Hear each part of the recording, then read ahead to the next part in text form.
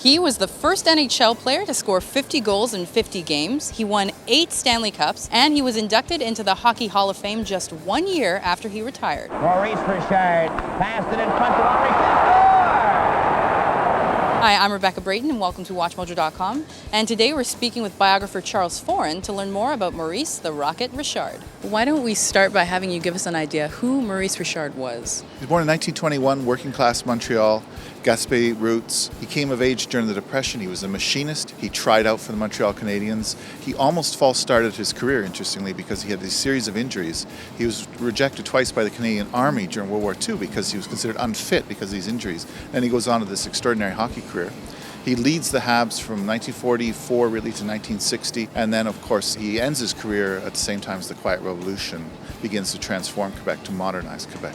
Where did the nickname Rocket come from? Early in his career, and it's significant that it was during World War II when of course there were a lot of rockets going off, if you will, around the world.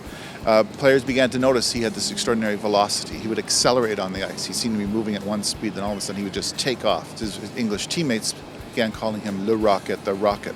So it was always an Anglophone English name for a French-Canadian star. Now let's talk about some of the most remarkable moments in his playing career. The moment most people remember is the Rashard Riot because it transcended sport. This was in March 1955 when Maurice Rashard was suspended for the rest of the season and the playoffs for some fairly egregious on-ice behavior, to be honest. He broke 2 different sticks over the head of an opposing player. Nevertheless, this suspension and the fact that the league president came to this building, the Forum, triggered a riot that night. So that is probably the defining moment, but that, of course, that's an off-ice moment.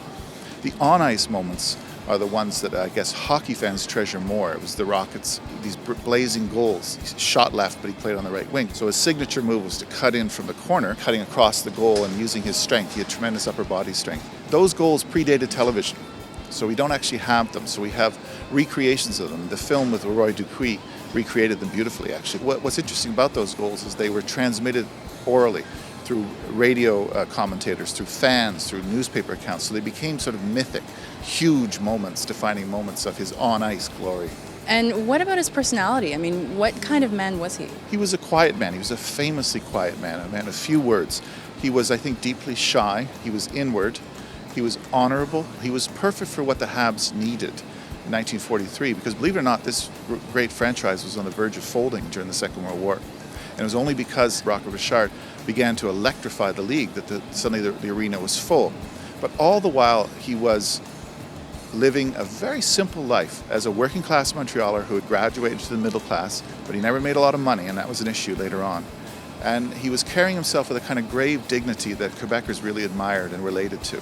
It's said that Maurice Rashard is one athlete who was able to transcend his sport. Can you explain to us exactly what that means? Even the greatest of hockey players like Wayne Gretzky probably wouldn't merit inclusion in this series of books about extraordinary Canadians, because for all his on-ice greatness, he was otherwise simply important to his sport. Maurice Rashard joins a very elite small group of people like Muhammad Ali and Jackie Robinson, who through the force and quality of his athleticism and simply the coincidental interaction with social change transcended his sport, became larger than his sport.